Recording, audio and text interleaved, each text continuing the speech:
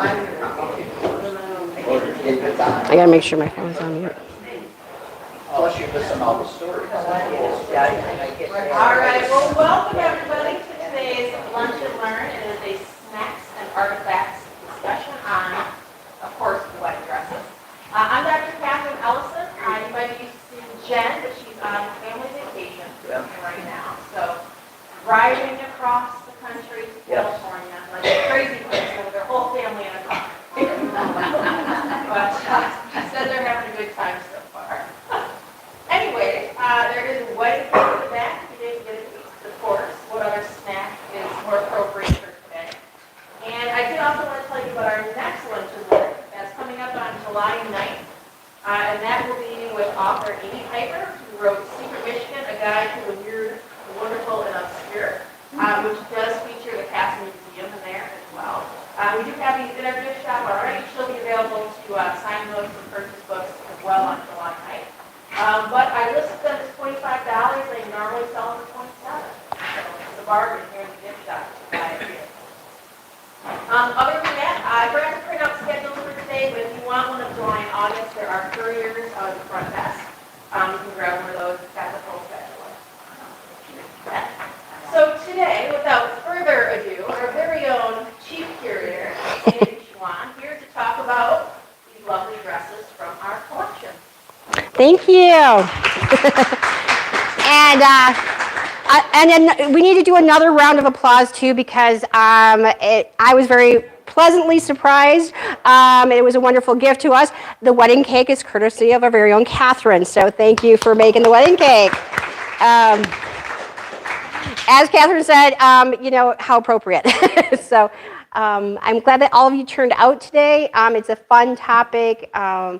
It's a chance for us to highlight some of our collections. I'm so glad that we started doing this. Jen started talking about this project, and it's just been fun, and the response from everybody has been really great. So we pulled out some more textiles, but I also pulled out some of our historic images today for the wedding dress. We're in the wedding season, or what traditionally used to be wedding season. Now it's kind of all over the board, but traditionally people still think of kind of June as very much a wedding month, and we're going to talk a little bit more about that. But thank you so much for coming to see something old, something new, wedding artifacts from our collection. One of the things I'm going to say, and I got asked this right before the program even started, and I will qualify, this is just a small fraction of the wedding dresses that we have in our collection. Back in 2012, we opted to do an exhibit on our wedding dress collection. We had another guest student curator who was really interested in it. And so we started looking at it, and she kept going, I don't know which ones to pick. I don't know which ones to pick. Very much like Kathleen did with the by hand one. And we kept narrowing it down, and finally we went from having a 3-month exhibit to a 6-month exhibit and switching out halfway in between. And we still didn't have all the dresses. And quite honestly, with the exception of a couple of them, all of these dresses have come in since that exhibit, so in the last 12 years. And this is just another small fraction of the ones that have come in. So we have a wonderful sampling of artifacts throughout the years. But I just picked some that we hadn't really talked about, with the exception of one of them. And thought I'd share them with you guys today. So I'm going to start out with you know, the saying. That's what I titled my program. Everybody's heard the saying, something old, something new, something borrowed, something blue, and a 6pence in her shoe. Or a penny in her shoe, as my mom and one of our staff members here, she says, I still have the penny from she goes, I have everything, including the penny that was in my shoe. My mom talks about getting leg cramps from the penny that was in her shoe that night. But there's more behind this saying, you know, we've got all these wonderful limericks, and I wanted to include some of them within the exhibit, or in the talk today. But something old actually stands for remaining continuity with the bride's family, staying in contact with not only the groom's family, but the bride's family as well. Something new. And again, something new, continuity with it should be the groom's family, so my apologies. Nobody's perfect, at least not me. Yes, I need Sylvia, where were you? Sylvia's my editor, and I did not get this to her in time, so please let me know. for the next time around. Something borrowed, a reminder that friends and family will always be there for you. Something blue, fidelity and protection against unhappiness. And a sixpence in her shoe, what do you think that's for? Prosperity or wish for wealth. And that's exactly what it was. It was that, and that you would always, as long as you had, and those kind of have evolved depending on region. I heard different sayings, variations even with here. Some of the ones that I've heard is that, as long as you have a penny in your shoe, you'll never be penniless. So those are some of those sayings that came in that we traditionally think of with wedding dresses. But how many, this was the one that I found was really lucky. There was only one of these that I actually knew. So did anybody tear their veil on their wedding day? By accident? Nope. Okay, so we didn't get good luck for that one. Did you? Okay, you did? Awesome, you got good luck. Did anybody, and this was the one that I have coworkers that would be freaking out going, okay, the marriage is doomed if they found a spider on their dress. I know they'd be like going, nope, I'm not putting it on. Be stuck by a pin by your bridesmaid. Did anybody get stuck by a pin by their bridesmaid? No? All right, hopefully all the pins were out of the dress by the time the wedding came. I'm assuming, but you know what happens when you assume, did anybody have their carriage pulled by a gray horse? Nobody had, okay. Did anybody go away in a gray car? In a horseless carriage? But I do know that this one is that have it rain on your wedding day. So how many other people? I had a cousin that actually, his wife, his bride, was hoping because of this one. It was a long-standing family tradition that she absolutely wanted it to rain on her wedding day. So it was wonderful. I think it did actually that morning. But you also don't want it to have bad luck. So bear in mind that these are old traditions from the Victorian, so if these apply to you, please refrain. please don't think I'm through this. But one of the things that they consider bad luck is if the groom's and the bride's, the first letter of their last name were both the same. And the saying went, to change the name and not the letter is to change for the worst and not the better. Not sure why. There has to be a reason for that. I was not able to locate that, but I thought that was kind of interesting. Maybe it didn't look nice on the monograms. I don't know. The veil. How many of you had a veil? All right, we had the nice long veils. I thought this was really interesting that how far some of these wedding traditions actually go back. Wearing a veil actually, they talked about it in the Roman times, and it was actually designed, it was for protection. It was protection for the bride, to cover her face, and it was to hide the face, to ward off evil spirits. So before she got married, we want to make sure the evil spirits stay outside, and not it's become part of the marriage. So that was actually part of the veils. Now, as I mentioned, June traditionally has been the proper month, but part of it is did anybody marry in May? My grandparents married in May. See, and you had a nice long marriage, right? So this one definitely does not apply. My grandparents were married for a long time. My sister's married. She's got 35 years in. But apparently at one time you were not supposed to marry in the month of May. Again, not sure why. But if you marry in the month of May, you'll surely rue the day. So June apparently was when they wanted you to do this. Traditionally has been the most popular. One of the things is June is actually named after the Roman goddess Juno, who is the goddess of marriage. So I don't know how much of that plays a factor, but I always love when I got spring bathing rituals.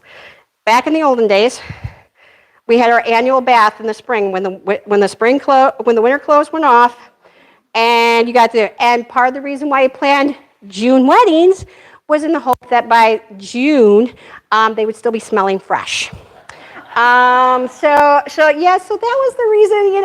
A long time ago, that was part of the big reason for June weddings. Here in Michigan, I think it's just because the weather's finally gotten nice. The other part is a more practical side, more practice in childbirth and harvest. they believe that if you got married in June, chances are you would have your first child sometime in the spring, and you would be recovered enough to help with the harvest late summer and into the fall. So there was very much a practical side as well as, as well as a humorous side going, come on, we got to get back to work. But also now you have to pick the day. So now, how many of you were married on any other day besides Friday or Saturday? Nope. So we're in trouble now because the best day to get married, believe it or not, is tomorrow. It's on a Wednesday. So you marry on Monday for wealth, Monday for health, Tuesday for wealth, Wednesday the best day of all, Thursday for crosses, Friday for losses, and Saturday for no luck at all. And the Sabbath was out of the question. So you just didn't even mess with getting married on Sunday. I think nowadays we break all these rules, and that's okay. It's always good to start breaking some rules. But the white wedding dress. Originally, white was actually, depending on the time period you were looking at, many, many centuries ago, white was actually, if a woman wore a white wedding dress, it meant that she'd actually brought nothing to the marriage. She had no wealth. She didn't bring much to the marriage. So white was not really that popular of a color. What they usually did was you wanted to, especially with the nobility and elite people, you wanted to show off your wealth and prestige. That was what the bride's dress and attire said. It said that your family could provide, was wealthy, they had status, so very rich garments, designs, different elements that they included within the dress. That was all to show off the status of the family. It wasn't until Queen Victoria got married in the mid-1800s that she made white fashionable. She made white very fashionable. They wanted to have, everybody's like, you wanted to go after and see what, start wearing the white wedding dresses. But quite honestly, it didn't completely take off.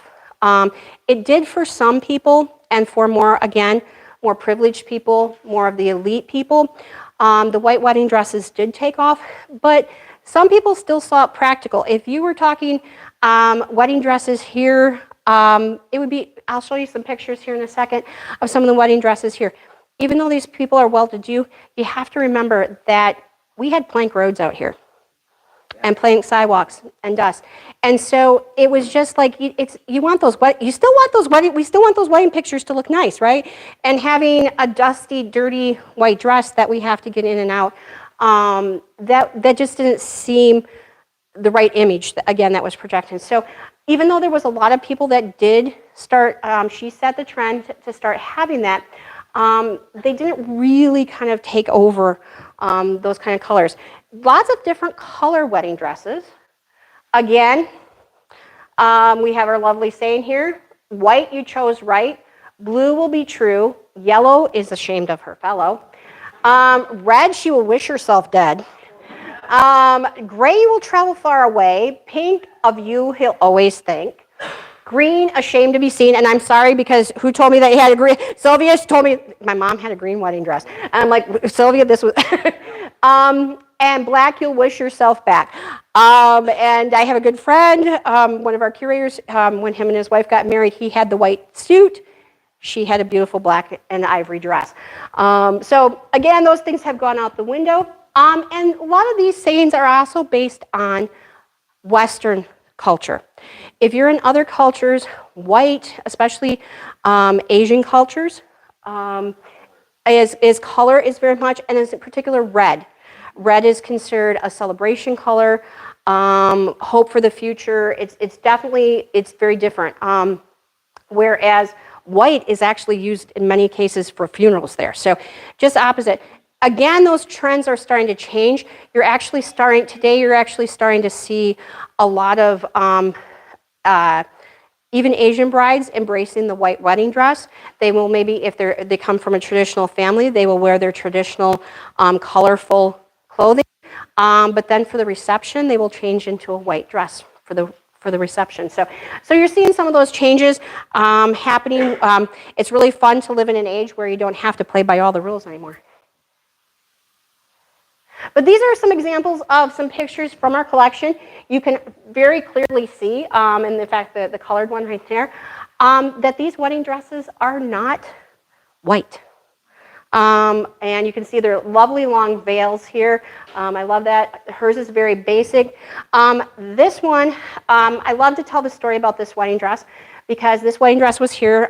It came in a couple of years before I started here at the museum. And it was one of the first things that I looked for. I kept seeing that I had this wedding dress, and I spent weeks looking for this wedding dress. And all I had, it said, the original documentation said, wedding dress. And I saw this lovely raspberry colored dress numerous times in my search to find this wedding dress. And finally, I came across some additional paperwork on it, and it came up and it said, a raspberry colored wedding dress. And I went, I have been overlooking this for weeks. It's a beautiful, beautiful dress. It's in really great shape.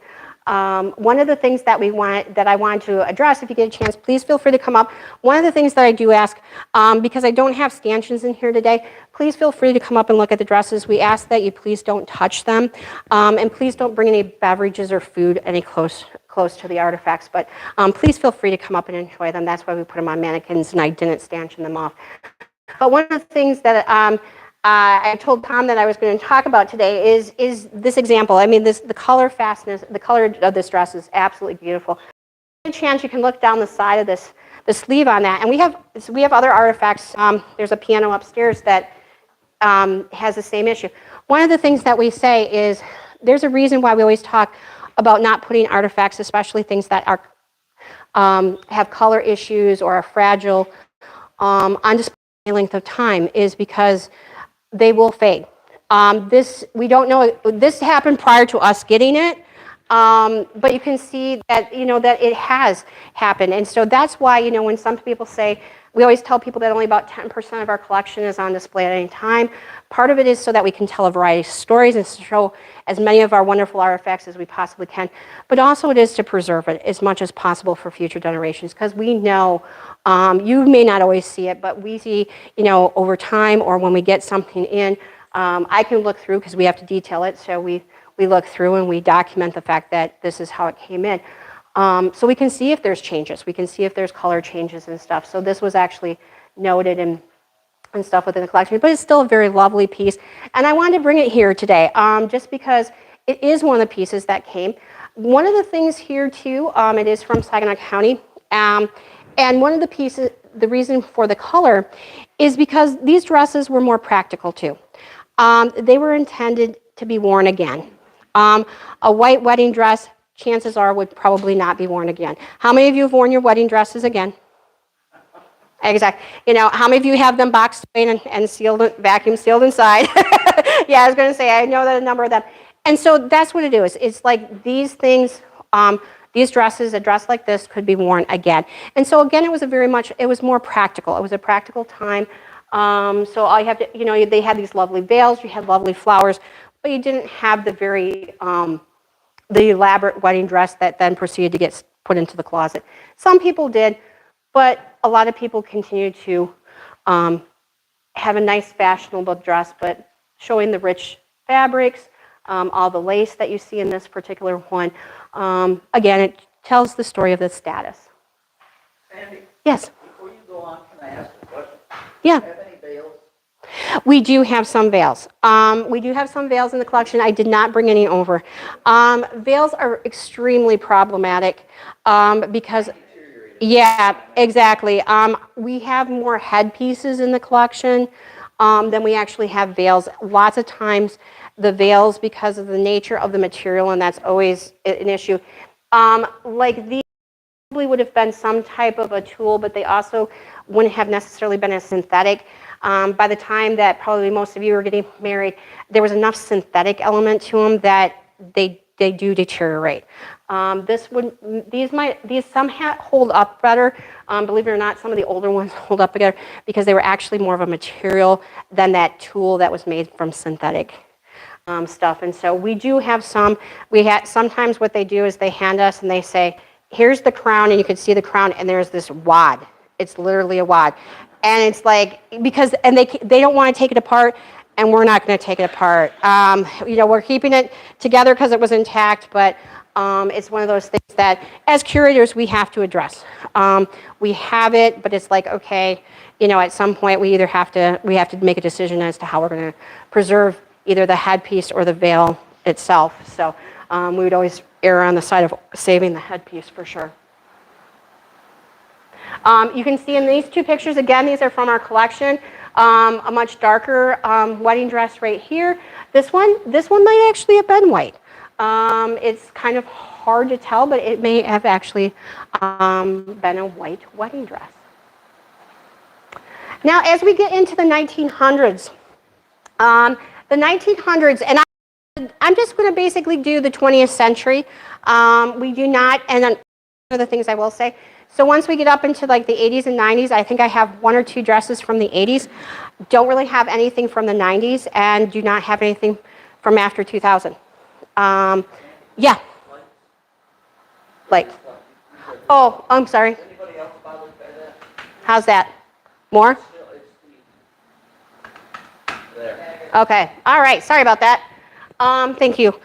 So, yeah, so one of the things that you have is we have the Gibson, in the early 1900s are the era of the Gibson girl. So the big puff sleeves, the mono bosom, very cinched waist from our corsets going in. And they were also looking to have a nice wedding ring. You were going to have a nice diamond solitaire, usually in a Tiffany setting with high gold prongs. Wonderful. And you'll see that there's a lot of whites. She would not necessarily have had a veil. She would have had the big pompadour hairstyle. They would have put flowers and ribbons and stuff. She may have also had a veil. But lots of times it's just the flowers and ribbons. You would see large bouquets, lots of white. So white roses, white orchids, lilies of the valley, and orange blossoms. All very much white flowers. And here are actually a couple. This is Chris and Mary Rupert. They were married in 1904. So again, you can see, and a lot of the dresses during this time, this is a color variation, but it's also to let you know, a lot of those dresses around 1900s when they were starting to get into more of the white wedding dresses, you saw like this era was using a lot of white or ivory. So even though this looks like that, I think this was just a color shift on that picture. But yeah, so Chris and Mary Rupert were married here in 1904, and Mr. and Mrs. George Shem married in 1907, and they were involved with Shem Brewery over on Michigan Avenue. But I said I love all the tulle, the very long veils, and all of the lace.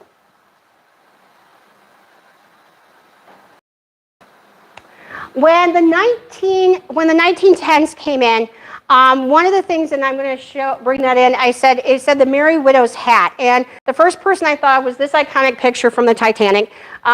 We do not really have a Merry Widow hat in the collection, otherwise I would have put it on display. But hats were very popular to wear on your wedding day, the great big hats. At this time, they were starting to go with more, they had fitted skirts with empire waists. So you see, in this particular case, this is a hat that would have been worn with this style dress. You see the empire waist. It's more straight skirt going on. It's a little more comfortable fitting. You also see this as a time that they're starting to embrace the natural curve of women. So in going away from the S curve with the cinch bodice and stuff, they're starting to embrace a little bit more of the natural curve of the woman's body. And so you have this lovely style dress. But then World War I happens. And World War I happens and there is rationing, both food, iron, and fabric.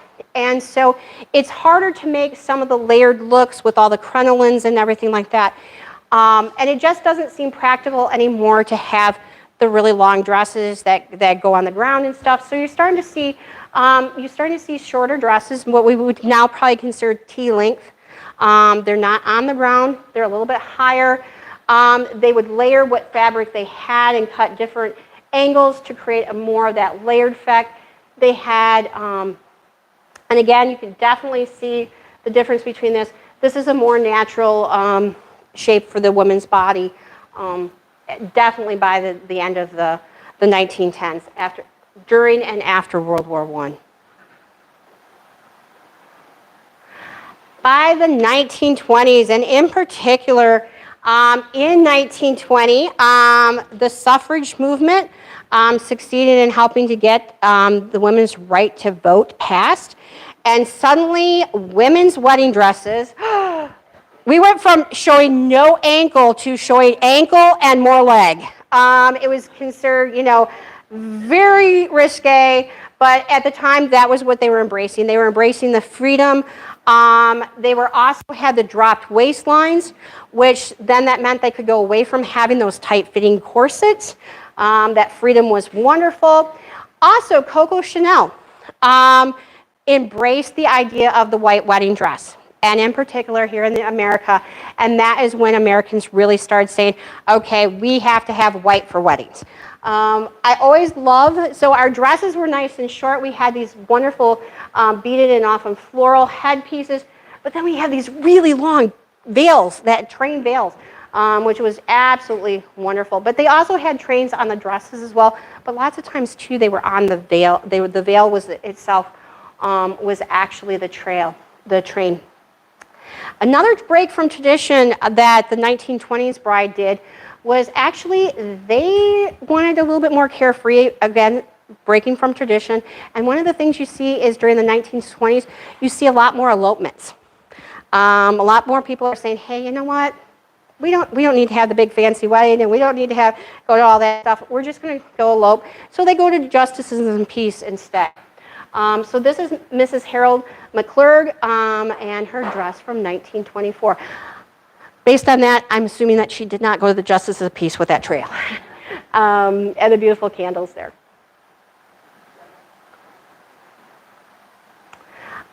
This is another 1920s. This is a year later, 1925.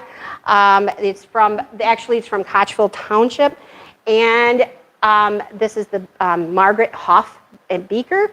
And they got married in 1925 at the Methodist Church.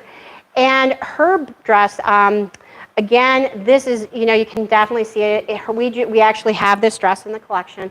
It's just absolutely beautiful. That fabric is very sheer, and it has this beautiful hand-beaded Art Deco design on it. It's just exquisite that we have in the collection, so we're very grateful. I said, it's just amazing. I said, so many of the pictures during this time period, this is a very traditional setting where the bride is actually sitting down, and I said, what a shame, because I said that dress is absolutely gorgeous to be able to see that in their formal pictures. But that was a typical setting during that time period. Then comes the 1930s. Anybody that has ever worked with collections over at the Castle Museum Annex, one of the things that we always joke about is the fact that when people described the dresses in the past, you can call these wedding dresses, you can call them wedding gowns. By the 1930s, actually is when they started calling them gowns. It wasn't just considered a dress, it was considered a gown. And they were starting to do more glitz and glamour, despite the fact that we were actually in the Depression during this time. There was a lot more darting. You can see that the fabric is flowing here. She has a cowl. We actually have we have both her dress as well as his suit in the collection. So he had a lovely wool suit on at the time. This is Perry and Patricia Riddick, who married in 1934. And they were actually heavily involved with the Castle Museum. So if anybody, or actually the Historical Society, I think they were both gone by the time we moved into this building, or not as active anymore. But but they were very simple but elegant designs, and it was an elegant gown that they were starting to wear. However, because it was the Depression, there was also a trend back towards colored dresses that you could wear again, and dresses that you could alter. So, which is the case with this one. For those of you that may know one of our volunteers, Marilyn Lujan, this is actually the wedding portrait of her mom and dad. They got married in Hemlock in 1935. And this is her wedding dress. But one of the things that we'll see, and we actually have the piece, there was a small little train that you can't really see underneath her long veil, but there was a small train that went underneath it. And after the wedding, she actually cut it off.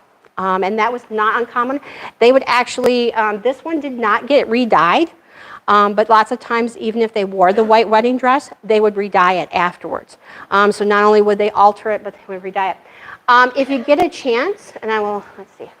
This is another one. So this is going into like more of the simple style. For those of you that may know Joanne Sari, this is her parents when they got married at Mount Carmel here in Saginaw. And the beautiful bouquet that she had. But you can see that she had this lovely dress. And again, that was something that she could have probably worn a second time. If you get a chance to go into our by hand exhibit, and there's a lovely wedding dress that is made out of butcher's string in 1938. A woman crocheted it from white butcher's string. It's just lovely. And I will tell you, because I've been asked this on numerous occasions, she was really that small. That dress is not cinched. She was really that petite. And it was interesting because it came with 2 slips. Because you can see the slip through the crocheting. The one for her wedding was an off-white. The other one was a light blue. And it was so then again, she could wear it after the event. So if you get a chance, go check out the by hand exhibit because that is in there as well. This one I thought was really wonderful. Definitely by the time we get into the 1940s, but even into the 1930s, this picture we date somewhere between the late 1930s and early 1940s. It's Salvation Army members getting married. And look at how big, look at how big, did anybody have a really big bouquet? Did you guys have big bouquets? You had big, yeah, because it is like the trends go from these little things to then these massive things. I mean, I've seen these wedding bouquets that are like this. I'm thinking I'd be toppling over pretty soon, but beautiful wedding bouquets here for the Salvation Army marriage. I put this in, even though this says 1940s, I put this in into the end of the 1930s because as most of us know, chances are we would have she may have been planning this wedding, but she was still experiencing the influence of the 1930s. And one of the things that happened during the 1930s is, Hollywood since the 1920s started influencing fashion. And in particular, during the 1930s was the introduction of Snow White. And Snow White debuted. And this is a beautiful, if you look at the silhouette of Snow White, it has a very Snow White feel to it. There was a whole princess thing. We think of princesses, the Disney princesses now, but there was a whole, during the 1930s, there was actually a movement with the princess dresses already at that time, in particular for Snow White. So the Disney princesses are alive and well, even back in the 1930s or in September 14th of 1940, but they were married here. Arlene was married here in Saginaw. And again, this is a dress that we have in our collection, and it's just lovely. This was exciting for me. So we did this exhibit, and then I got asked to go to a church up in Gladwin to actually do this presentation. And I couldn't bring artifacts with me. It was during the winter. It was a Christmas tea for women and their daughters. And I said, would you be willing to, if your group can put out wedding dresses? She goes, it would be okay if we brought some. And I'm like, that would be perfect. So they had this whole huge display. It was awesome, almost as good as our collection. But they had almost every decade cover, which was wonderful. And in there was this beautiful dress that I'm standing right next to. And that was one of them. And I said, oh, this is so exciting because this fits right into my talk, because I said this is part of the 1940s. During the 1940s, World War II happened, sorry. World War II happened. People, again, they were thinking patriotic. There was rationing again. Women were working in the workforce. They were going into the factories. And one of the things that they said was that they were more practical in their attire for their weddings. Some people still did have the beautiful white wedding dresses, but some people also had these lovely dresses, again, that could be worn another time. It was a very a practical, and this one was actually worn in 1943 by Della. She got married in 1943. When Bill came home, he was in the Army, and he was in between getting shipped out, and so he actually came home on leave, and they were married. They were actually married at a Justice of the Peace. I love this. I'm going to read part of their wedding announcement. After supper was served at the Travelers Inn in Bridgeport.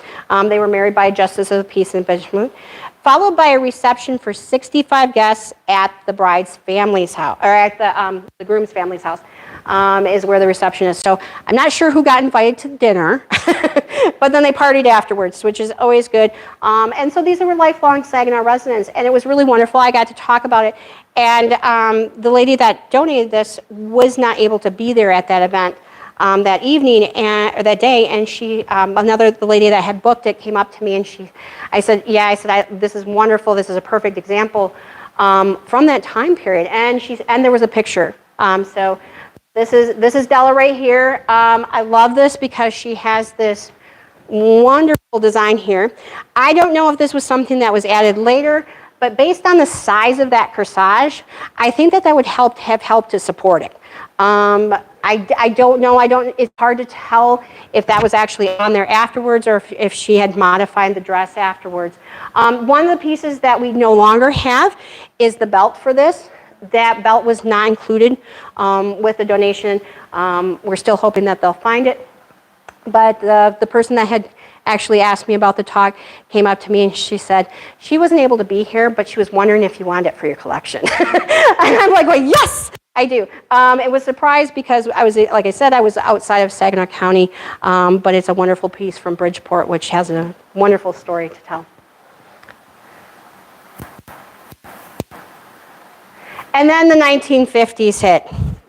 The 1950s, I'm not going to ask who was married in the 1950s, but the 1950s hit. The war was over.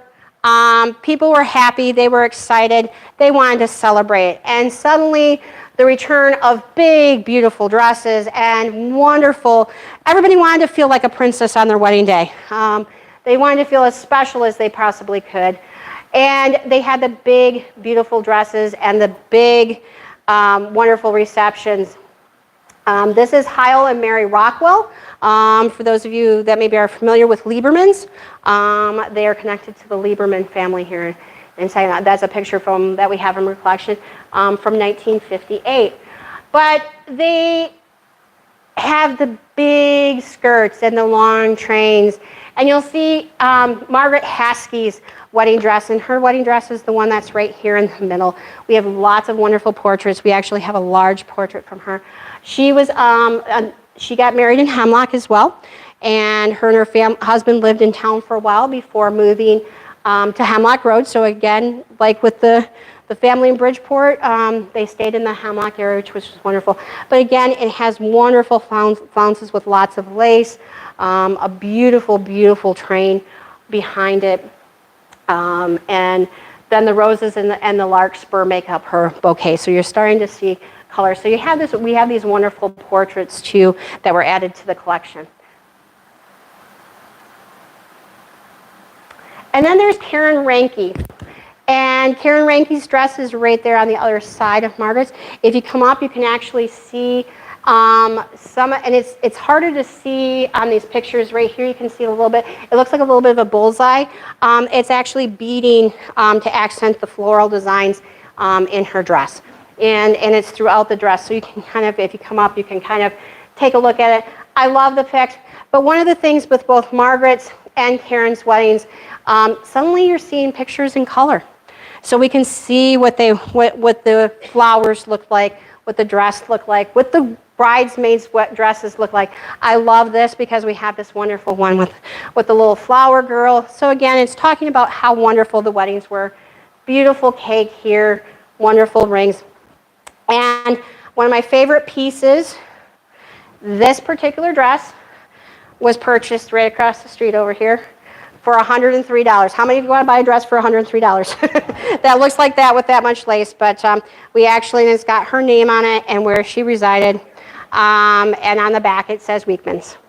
So it came from Weekman's department store. So in addition to these lovely photographs, and it's really interesting because from the 1950s and the 1960s, this is when we're starting to get in, when we get photographs in of weddings, we're not only getting in black and white or colored photographs, but we're also getting black and white because it's definitely that transition year, that transition time between, hey, we got some snapshots in black and white, but we were able to get a photographer that could take colored pictures. So you start seeing more colored photographs coming in during this time period that we were able to add to our collection. And then the 1960s. I do not have the wedding receipt for this, but one of the things you see from the 1960s is this ballerina style comes in. Even though the 1920s had the short dresses, it was really the 1960s that made them vogue again, and really made them a lasting factor that if somebody didn't want to have a long wedding dress, they didn't have to. And the ballerina style was very common. This particular one was worn by Della Akers. She lived in Freeland and still does. Actually, she's one of our volunteers here at the museum. And when she got married in 1963, this was her dress, and she actually purchased it right across the street at Jacobson's. And one of the things I'm going to mention about that, so you see this lovely wedding dress, and then you see this one right here. And if you notice, and if you get a chance, you can see the bow come around the back side and see the bow. The cummerbund on this one is actually it's a pale pink color. And again, that's the ballerina style. This one is actually really interesting. These are a pair.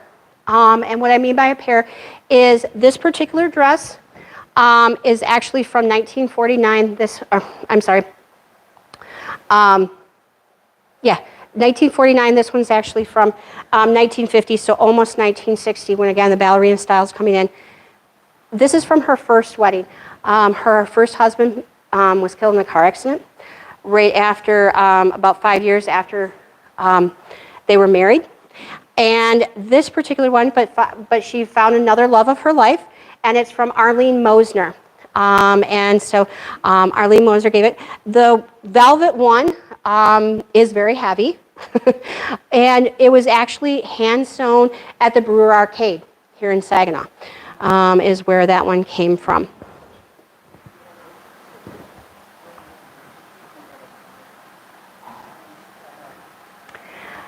I did not bring this one out, but this is another one from our collection. It is a 1970s. By the 1970s, again, one of the things you see long dresses, short dresses. You start seeing pantsuits coming in. All different kinds of styles are coming in at this time. And you can see, you got the sleeveless ones, but they said that they wanted to make it a little bit more modest, so they put this sheer covering over to give it a little bit more modest. All different kinds of waistlines going in at that time, but a lot of simplistic. They wanted it, basic things. So you don't see a lot of lace, you don't see a lot of hoops and things like that underneath. You see some more simple straight cuts, but very elegant. And then, like I said, we don't really have any. We have a couple in the collection. We're still cataloging them, so I did not get them out. But the style trends at the times were very much following Princess Diana. You see the big puff sleeve, which actually is a return to about 100 years earlier. When you see the Gibson girl with the big puff sleeves. And so you're seeing a very late 1800s, early 1900s, only with a late 1900s add-ons. You'll start seeing more of the dresses, a simpler style, again, more like late Victorian with the A-line skirt, the peplums, the sweetheart necks and the slightly puffed sleeves or the mutton sleeves where it's got a puff but tapers down to the wrist. You'll also see a lot more people wearing either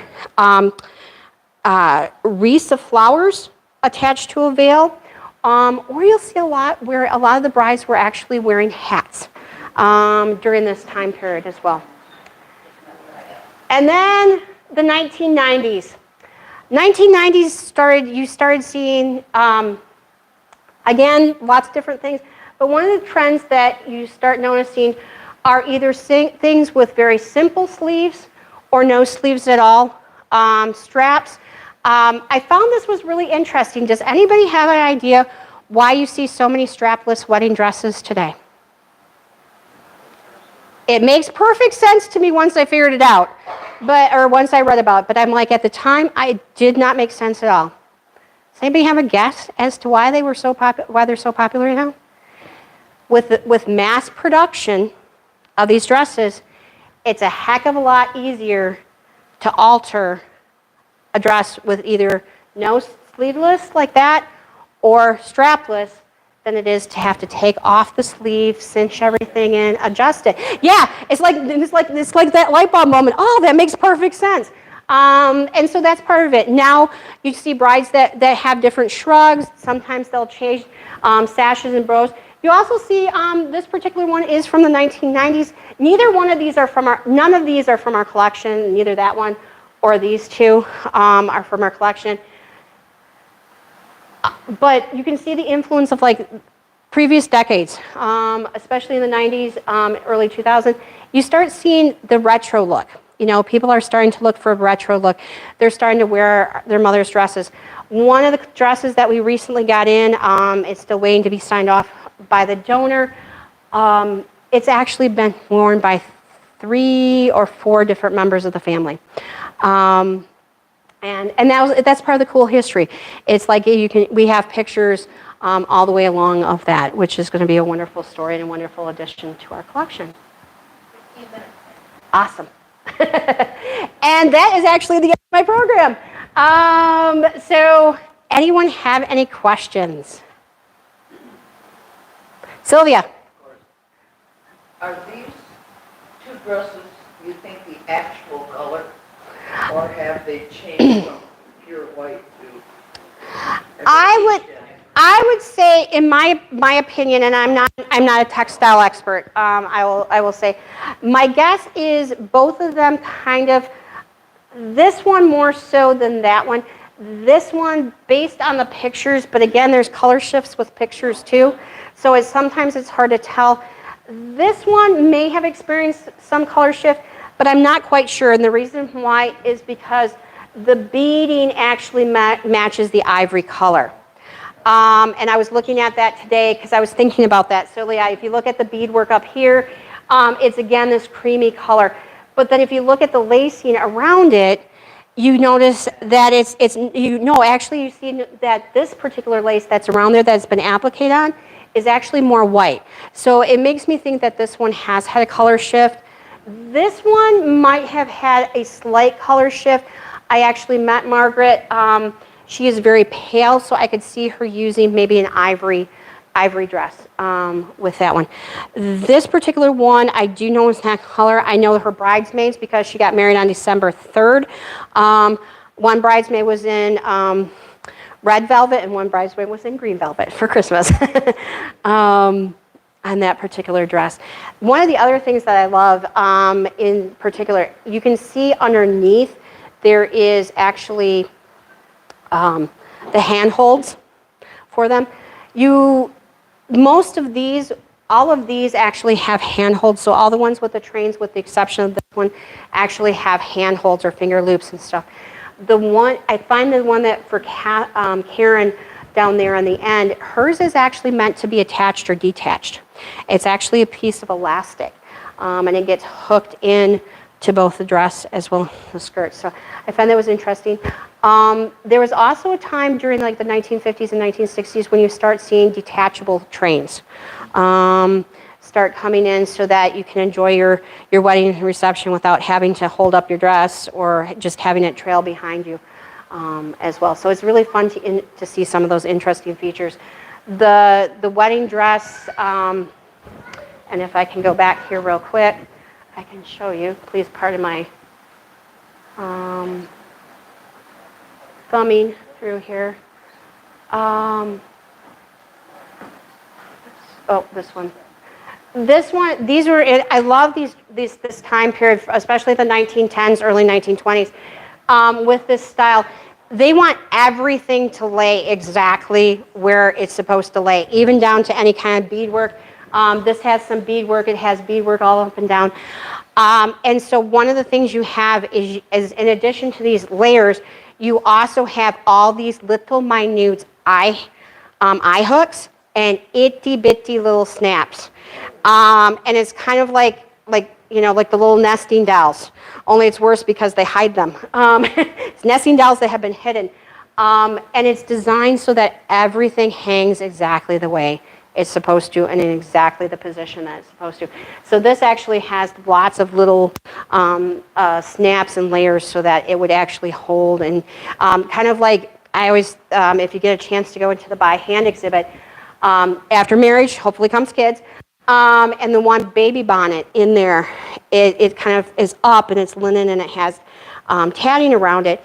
It actually has a string inside there because that is the shape that they wanted that bonnet to fit on that child's head. So it was very much a time period, and I think that's from about 1917. So again, about the time period that this was dressed, they wanted things to look a particular way, and you constructed it to make it fit that way. Even though we were starting to get into a time period when these things were starting to be mass produced, they still wanted things to lay and look a certain direction. And so there's lots of little snaps and eye hooks. So any other questions? Yes?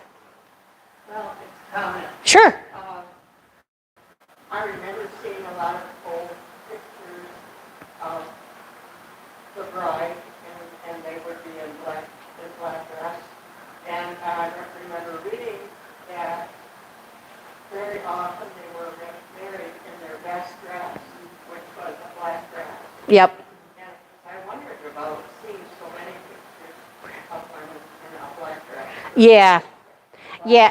Times were tough, and Yep. a lot of those women didn't have very many dresses. Yep, and that's exactly it. You know, it's like they wore, like this. They wanted it so that it was something that can be worn again. That's what they did. That wasn't. It was a different time. Like you said, it was a different time, and people thought about. They wanted to look nice, and so you wore your best dress. They didn't necessarily think, okay, I have to go out and pay $10,000 for that dress, even though it looks really lovely.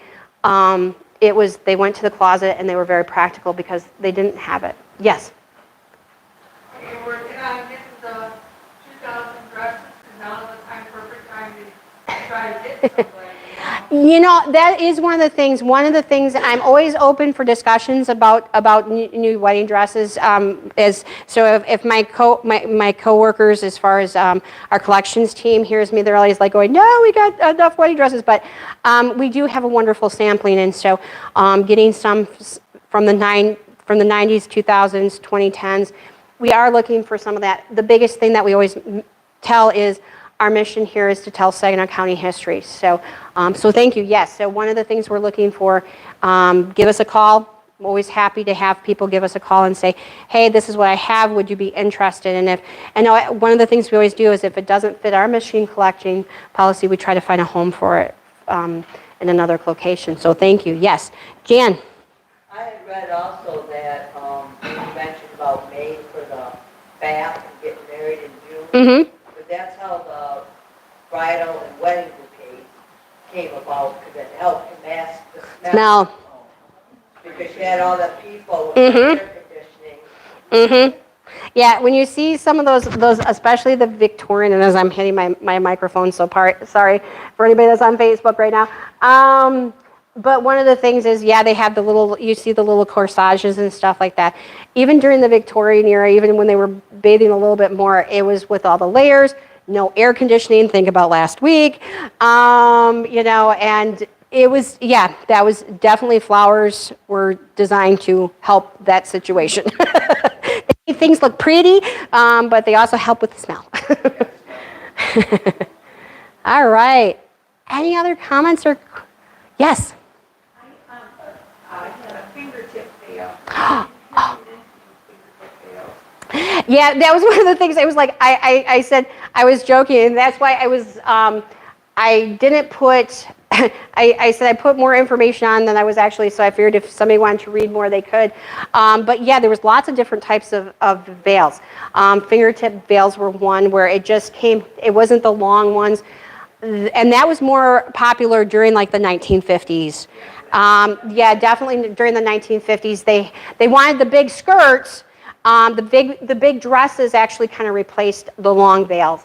Some people still had long veils, but yes, that's right. A lot of people had the shorter veils, the fingertip veils, and that also helped to accentuate the dress and stuff more so. So yeah, thank you. Yes, Sue. Oh, sure. Definitely. All right. And, did I get all of them? There you go. All right. Any other questions or comments? Thank you all for sharing with me. It's always fun. I always tell people that the best part of my job is the people I get to meet and the stories they share with me. So thank all of you, and I hope you had a great day. And if you go to some weddings, you get to enjoy it. Yes, Sue? If people haven't seen the Black Hand exhibit, go out that door, around the corner, and it's in the first, what do you call it? The West Gallery. Yep. On your way to the main gallery. Yeah. Thank you. All right.